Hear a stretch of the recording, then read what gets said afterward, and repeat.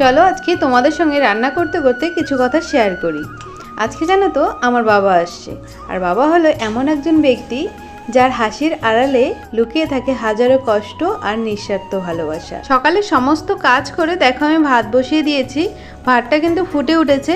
আজকে আমি রান্না করব মাটন, সাথে আরও কিছু রান্না করব, সবটাই তোমাদের সঙ্গে শেয়ার করব অল্প অল্প করে। আজকে আমি তোমাদের সঙ্গে পুরো মাটন রেসিপিটাও শেয়ার করব। যদি তোমাদের ভালো লাগে অবশ্যই বাড়িতে একবার ট্রাই করতে পারো, আশা করছি খেতে দারুণ হবে। তো দেখো আজকে তো বাবা আসছে, এর জন্য কিন্তু আমার ভীষণ আনন্দ। আর তার সঙ্গে রান্না বসিয়ে দিয়েছি তাড়াতাড়ি করে, কারণ রান্না হতেও তো সময় লাগবে, আর যেহেতু মাম্মাম আছে ওকে নিয়েই কিন্তু আমার সমস্ত কাজ করতে হয়। জানো তো রান্নাঘরে যদি কিছুটা গুছিয়ে নেওয়া যায় তাহলে কিন্তু রান্নাটা আমাদের অনেকটাই সহজ মনে হয়। আমি কিন্তু ওইদিকে গ্যাসে ডাল বসিয়ে দিয়েছি, তারপর কিন্তু এদিকে এসে মশলাটা করে নিয়েছি। এবার দেখো মাটনটাকে আমি একটু ম্যারিনেট করে রাখবো।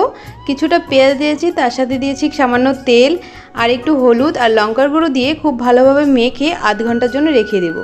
আর এইদিকে মামামের পাপাকে বলেছে ওকে একটু স্নান করিয়ে নিয়ে আসো। আমি যেহেতু আজকে রান্নাটা করছি তো এদিকে টাইম হচ্ছিল না, আর ওকে একটু শ্যাম্পু করাতে হতো, যেহেতু ভালো রোদ উঠেছে, রোদ উঠলেই কিন্তু ওকে আমি শ্যাম্পুটা করিয়ে দিই। আর দেখো না ও কতটা মজা করে স্নান করছে, আমাকে আবার একটু জিভ ভেঙেও দিয়েছে। আর ঘরে এসে দেখি এরা স্বামী স্ত্রী যা ঝগড়া লাগিয়েছে তোমরা তো দেখতেই পাচ্ছ। এই ঝগড়াটা কিন্তু অনেকক্ষণ ধরে চলেছিল। আর এদিকে আমি বানাবো কচুর স্প্রিং বড়া। তোমরা কে কে এই বড়াটা বানাতে পারো আর খেতে ভালোবাসো কমেন্টে জানিও। ভালো, এদিকে আমি বানিয়ে নিচ্ছি মাটনের মশলা। এর জন্য তেল দিয়ে শুকনো লঙ্কাটাকে একটু ভেজে ওই অর্ধেকটা পেঁয়াজ দিয়েছি, মানে আমি 4টে পেঁয়াজ কেটেছিলাম বড় সাইজের, আমি 2টো পেঁয়াজ দিয়ে দিয়েছি, সাথে কাঁচা লঙ্কা আদা রসুন সবটাই দিয়ে কিন্তু হালকা ব্রাউন করে ভেজে নেব। এইদিকে দেখো আমি আম কাটতে চলে এসেছি। ভাবছো না কাঁচা আম কোথায় পেলাম? এই আমটা না অনেক দিনে, প্রায় 2 মাস আগে হয়তো শ্বশুরবাড়িতে গিয়েছিলাম, সেখান থেকে এনেছিলাম, ফ্রিজে ছিল। দেখো কিছুটা কালার চলে এসছে, ভাবলাম এই আমটা দিয়ে চাটনি করা যাক। বাইরে তো ভালোই রোদ উঠেছে। আর এদিকে দেখো হালকা ব্রাউন হয়ে গেলে পেঁয়াজটা, এর মধ্যে দিয়েছি কিছুটা জিরে আর ধনে, গোটা ধনে দিয়েছি, ভেজে ভাজা মশলাটা নামিয়ে রেখেছি। এদিকে আমটা কেটে আমি কিন্তু বসিয়ে দিব। আর এইদিকে দেখো মামামের তো দাদা চলে এসছে, আর মামা মাত্র ঘুম থেকে উঠেছিল। আর বাবা দেখো যা যা নিয়ে এসছে ওকে দিতে চেয়েছিল, ও বলছে না এখানে রেখে দাও।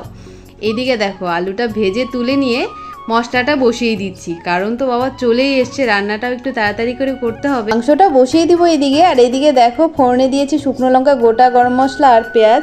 দিবিসা তো দাদাকে নিয়ে ঘরে চলে গেল। আমি কিন্তু এদিকে চাটনির মশলাটাও বসিয়ে দিয়েছি, মানে লেট করলে তো কোনোভাবেই চলবে না, 2টো গ্যাসই সমান তালে চলছে।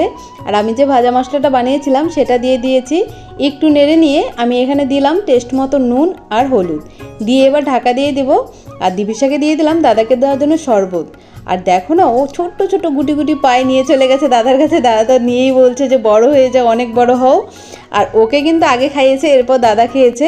আর এদিকে দেখো আমার আমটাও সেদ্ধ হয়ে গেছে চাটনির জন্য, মানে যতটা তাড়াতাড়ি সম্ভব হচ্ছে, মানে একটার পর একটা কিন্তু আমি করেই যাচ্ছি। ওইদিকে দেখো চাটনি বসিয়ে দিয়েছি, আমার মশলাটাও কষে গেছে। মশলাটাকে কিন্তু আমি 10 মিনিট ধরে কষিয়েছি, ওই 2 মিনিট অন্তর কিন্তু ঢাকনাটা খুলে একটু নেড়ে আবার ঢাকনাটা দিয়ে নিতে হবে। আমি যখন মাটন রান্না করি আমি কিন্তু গ্যাসের ফ্লেমটা সবসময়তেই লোয়েতে রাখি। আর এদিকে এসেছিলাম এদেরকে দেখতে, দেখো দাদু নাতনি বসে গেছে রান্নাবাটি খেলতে। আর আমার এদিকে তো চাটনিটাও হয়ে গেছে, চাটনিতে চিনি দিয়ে দিয়েছি আর কাজু কিশমিশ দিয়ে ভাজা মশলাটা দিয়ে নিয়েছি। আর ভাজা মশলায় কী কী দিয়েছিলাম জানো? 1/2 চামচ ধনে, 1/2 চামচ সর্ষে, 1/2 চামচ জিরে আর 1 চামচ মৌরি। আর এদিকে দেখো রান্না করে রাধাকৃষ্ণকে খাইয়ে দাদুকেও খাইয়ে দিচ্ছে। আর আমার মাংসটাও কিন্তু কষে গেছে, আর মাংসটাও কিন্তু আমি আধ ঘন্টা ধরে কষিয়েছি, গ্যাসের ফ্লেমটা একদম লোতে রেখে। ওই 2-3 মিনিট পর পর কিন্তু মাংসটাকে ঢাকা উল্টে খুলে নিতে হবে। আর দেখো না দাদা ওর জন্য কী কী নিয়ে এসছে, এনেছে হলো কই মাছ, দেশি কই মাছ, কলা, আম, আর আমাদের জন্য এনেছিল গরম গরম ঝুরি ভাজা। আর বাবা এসছে বলে কথা বাড়িতে। আর দেখো বলতে বলতে কিন্তু আমার এদিকে মাটনটাও হয়ে গেছে। আর মাটনের ওপরে যখন এরকম তেল চলে আসবে আর মাটনটাও জলটা শুকিয়ে গেছে তখন বুঝবে মাটনটা হয়ে গেছে। তোমরা তো বাড়িতে সবাই মাটন রান্না করে খাও, আর আমিও তোমাদের সঙ্গে রেসিপিটা শেয়ার করলাম। জানি এটা ব্লগ, তবুও তোমাদের সঙ্গে পুরোটা শেয়ার করেছি। তোমরা একবার হলেও বাড়িতে ট্রাই করো, আর কেমন হয়েছে কমেন্টে জানিও। আর এদিকে দেখো আমি পাঁপড় ভেজে নিচ্ছি, তার সাথে যে কচুর বড়াগুলো বানিয়েছিলাম দেখো কতটা সুন্দর হয়েছে। আর ওই কচুর বড়াগুলো কিন্তু আমি লবণ দিয়ে একটু মেখে রেখেছিলাম, যার জন্য এতটা সুন্দর হয়ে গেছে, এখন নরমও হয়েছে। আর এরপর দেখো খাসির তেলের বড়াটা করে নিলে ডান। আর দেখো এখানে করেছি কচুর বড়া, খাসির তেলের বড়া, মুসুরির ডাল, মাংস, চাটনি, পাঁপড় আর সাথে ছিল দই। পুরো দুজনকে কিন্তু খেতে দিয়েছি, মানে জামাই আর আমার বাবাকে, জামাই শ্বশুরকে আর কি। আমি তো এদিকে খাওয়া রেডি করে বসে আছি, আর আমার মেয়ের চিন্তা দেখেছো, দাদা এখানে খেলতে খেলতে ঘুমিয়ে পড়েছে। দাদাকে ডাকছে, দেখো কি সুন্দর করে।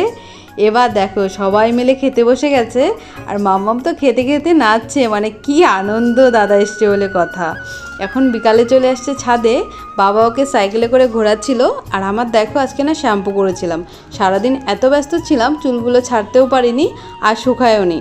আর আমার কিন্তু শ্যাম্পু করলে একদিনে খুবই কম যে চুল শুকিয়ে যায়।